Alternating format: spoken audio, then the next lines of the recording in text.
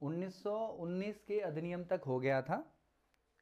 क्योंकि हम संविधान पढ़ रहे हैं तो कुछ घटनाएं ऐसी हैं जो इतिहास, आधुनिक भारत के इतिहास से भी जुड़ी हुई हैं और संविधान से भी जुड़ी हुई हैं। तो जैसे अब साइमन कमीशन है, मैं थोड़ा इसे आगे कर लेता हूँ, मुझे दिखता रहे आवाज़ आ रही है कि नहीं आ रही।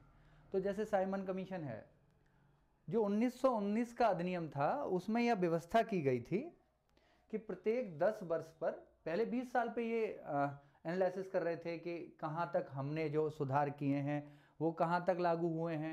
1919 के अधिनियम से यह व्यवस्था की गई कि 10 साल बाद ही हम एनालिसिस किया करेंगे, अंग्रेज सरकार एनालिसिस करेगी कि भारत में जो सुधार लागू कर रहे हैं वो कहाँ तक लागू हुए हैं। तो 1927 में साइमन कमीशन का गठन किया गया। 1928 में यह भारत आया। यहाँ तीनों फैक्ट लिख लेना, 1927, 28 और 30।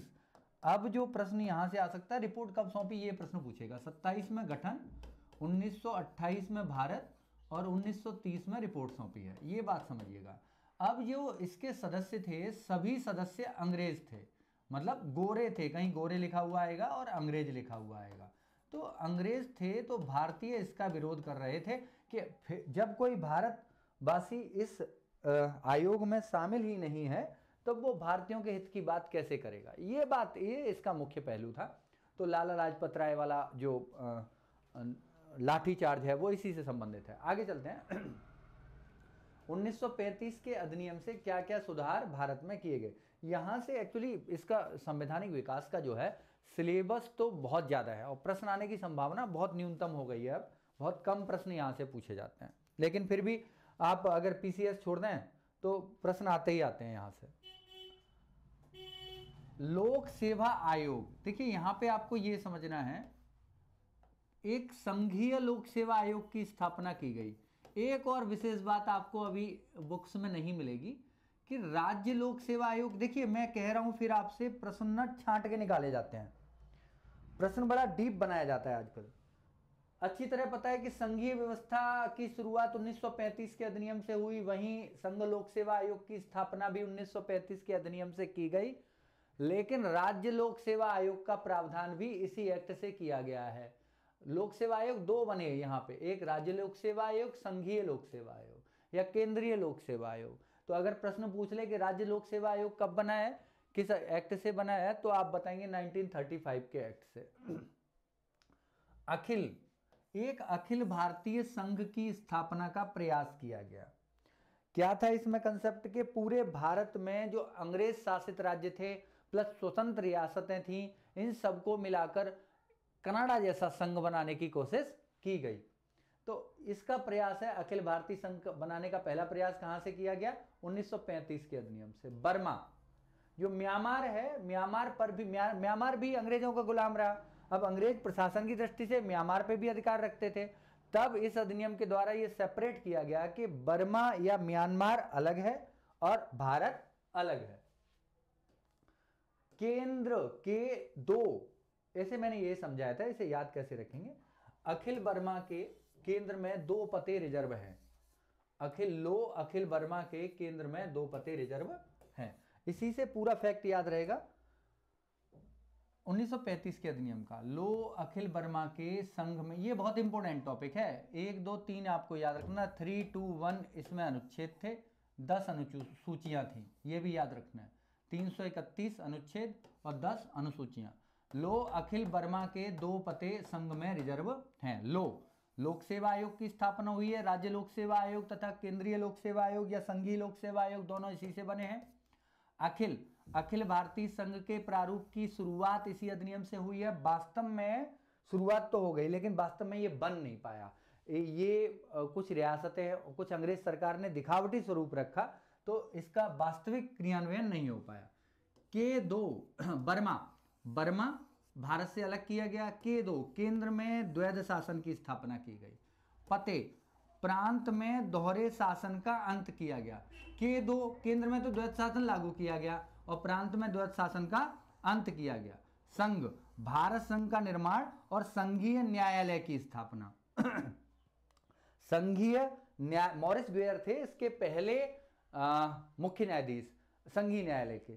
तो किससे अधिनियम से हुई है? 1935 के अधिनियम से। रिजर्व बैंक की स्थापना भी इसी अधिनियम से हुई है। 1935 रिजर्व है मतलब रिजर्व बैंक, इसका मतलब यह है। एक बार फिर निकालने की कोशिश करते हैं सारे फैक्ट इसी से। लो, अखिल वर्मा के केंद्र में 2 पते रिजर्व हैं। लो, लोक सेवा आयोग अखिल, अखिल भारतीय संघ वर्मा, वर्मा भारत से अलग, केंद्र में 2, केंद्र में द्वैध शासन पते, प्रांतों में द्वैध शासन कांड, संघ, अखिल भारतीय संघ का प्रारूप रिजर्व, भारतीय रिजर्व बैंक की स्थापना और संघीय न्यायालय इसी से बना है 1935 के अधिनियम से। सर मॉरिस गुएरो भी आपको याद रखने हैं। राष्ट्रपति को अध्यादेश जारी करने की शक्ति, एक बार आप आर्टिकल कमेंट कीजिए किस वास्तव में किस अनुच्छेद से प्राप्त है। राष्ट्रपति के अध्यादेश जारी, देखिए एक वो था 1861 वाला अधिनियम है ना, 1861 के अधिनियम से तो प्राप्त होती है गवर्नर जनरल को अध्यादेश जारी करने की शक्ति। 1935 के अधिनियम से अब राष्ट्रपति को अध्यादेश जारी करने की शक्ति प्राप्त थी। अभी की आज की स्थिति में 1935 के भारत सरकार अधिनियम द्वारा संवैधानिक निरंकुशता का सिद्धांत प्रवत्त किया गया। ये क्या है संवैधानिक निरंकुशता? आप इसे, तब तो राष्ट्रपति था ही नहीं, लेकिन अगर हम डिराइव्ड कर रहे हैं DRIVD तो कहां से प्राप्त हो रहा है? 1935 से ही। तब किस पे थी अध्यादेश जारी करने की शक्ति? गवर्नर जनरल पे ही थी, लेकिन उसे प्राप्त कहां से हुई थी? 1861 के अधिनियम से। 1935 के भारत सरकार अधिनियम द्वारा संवैधानिक निरंकुशता, मतलब इसे ऐसे समझना है कि जो शासन चलेगा वह संविधान के आधार पर ही चलेगा, जो संविधान में लिखा है वही देश में होगा। यह है सबसे बड़ा संविधान ही है, यह संवैधानिक निरंकुशता का सिद्धांत है। संघीय न्यायालय 1935 के अधिनियम द्वारा कब स्थापन हुआ? 1937 में। एक्ट कब बना? 1937 में। 1935 का गवर्नमेंट ऑफ इंडिया एक्ट भारतीय संविधान का प्रमुख स्रोत है। भारत शासन अधिनियम 1935 में देश के लिए लिखित संविधान का उल्लेख नहीं था। बस ये आए हुए प्रश्न है इसलिए मैंने करा दिए हैं। 1937 में प्रांतीय चुनाव हुए। अब प्रांतीय चुनाव हुए तो कांग्रेस एक बड़ा दल था, मुस्लिम लीग भी थी, अन्य कृषक पार्टी वगैरह कई अन्य दल भी थे। सिंध में अलग दल था, बंगाल में अलग दल था, उत्तर भारत प्रांत में अलग दल था, बिहार में अलग, बंगाल में अलग, मद्रास में अलग दल थे। तो बस यहां याद ये रखना है कि 3 जगह सरकार नहीं बन पाई है कांग्रेस की। कहां नहीं बनी? बसपा, बहुजन समाज पार्टी आपने सुना ही होगा। 1935 के प्रांतीय चुनाव में ब बंगाल में नहीं बनी, स सिंध में नहीं बनी, प पंजाब में नहीं बनी। 1937 में हुए चुनावों में कांग्रेस बंगाल, सिंध और पंजाब में सरकार बनाने में असफल रही थी। जहां तक मैं समझ पा रहा हूं 11 प्रांतों में चुनाव आयोजित किए गए थे। कितने में?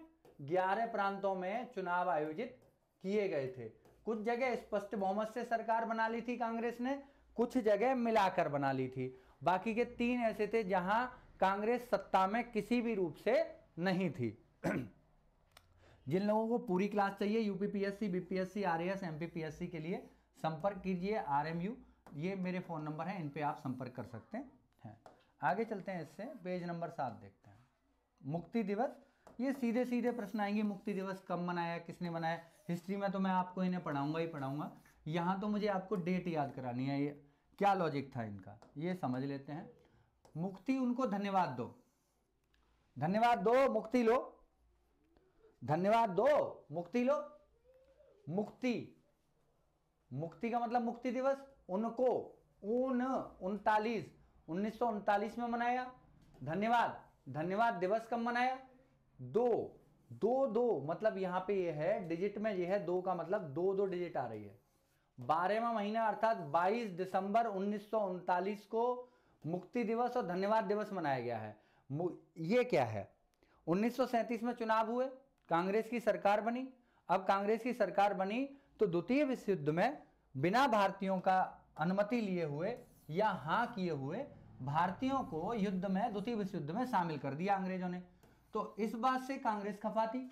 अब खफा थी तो उनके मंत्रिमंडल ने त्यागपत्र दे दिया। जब त्यागपत्र दे दिया तो हमारे यहाँ 2 पार्टियां ऐसी रहीं जिनके द्वारा इसको खुशियां मनाई गई। तो मुस्लिम लीग ने क्या बनाया? मुक्ति दिवस। मुस्लिम लीग ने क्या बनाया? मुक्ति दिवस। तथा भीमराव अंबेडकर जी के द्वारा क्या मनाया गया, धन्यवाद दिवस। अब यहाँ ये समझना तारीख वही है 22 दिसंबर 1939। 22 दिसंबर 1939 को मुक्ति दिवस किसने मनाया था, मुस्लिम लीग ने, तथा भीमराव अंबेडकर के द्वारा क्या मनाया गया, धन्यवाद दिवस। अच्छा प्रस्ताव है।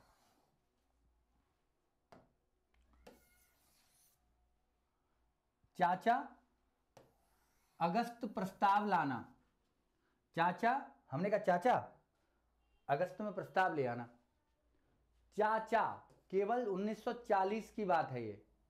अगस्त 8 अगस्त 1940 प्रस्ताव, अगस्त प्रस्ताव लाना लिनलिथगो।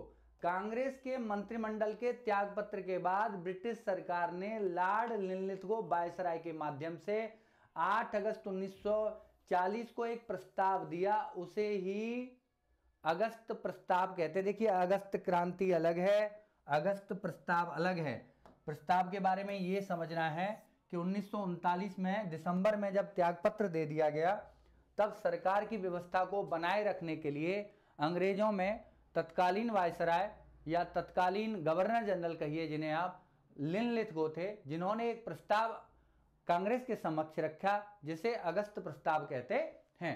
तारीख कितनी है, चाचा 40 है, अगस्त है, 8 अगस्त है, प्रस्ताव लाना उस समय ये अगस्त प्रस्ताव कौन लेके आया था, ये प्रश्न आ जाए क्या लगाएंगे, लिनलिथगो। इससे आगे चलते हैं। क्रिप्स मिशन, इस वीडियो में हम क्रिप्स मिशन तक ही देखेंगे, बाकी का अगली वीडियो में देखेंगे।